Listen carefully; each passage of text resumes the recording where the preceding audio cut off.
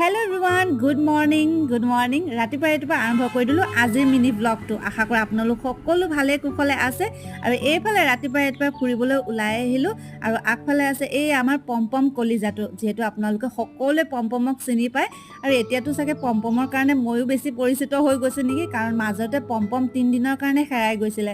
আৰু এনেকুৱা এডোখৰ ঠাই নাই নেকি, মানে মৰিয়নিখনৰ ভিতৰত, য'ত আমি পম্পমক বিচৰা নাই। এতিয়া সঁচাকৈ যিহেতু ফেচবুক পেজৰ পৰা ধৰি মানে আমাৰ যি মৰিয়নি গ্ৰুপত দিয়া সেই পোষ্টটোৰ পৰা এতিয়া আমাক সকলোৱে চিনি পায়।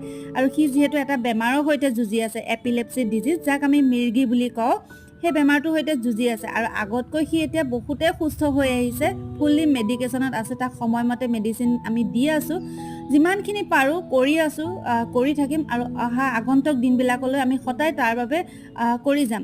বাকী ভগৱানৰ ওপৰত এৰি দিছোঁ। আৰু আপোনালোকেও আশীৰ্বাদ কৰিব যাতে পম্পম আগৰ দৰে সুস্থ হৈ আহে।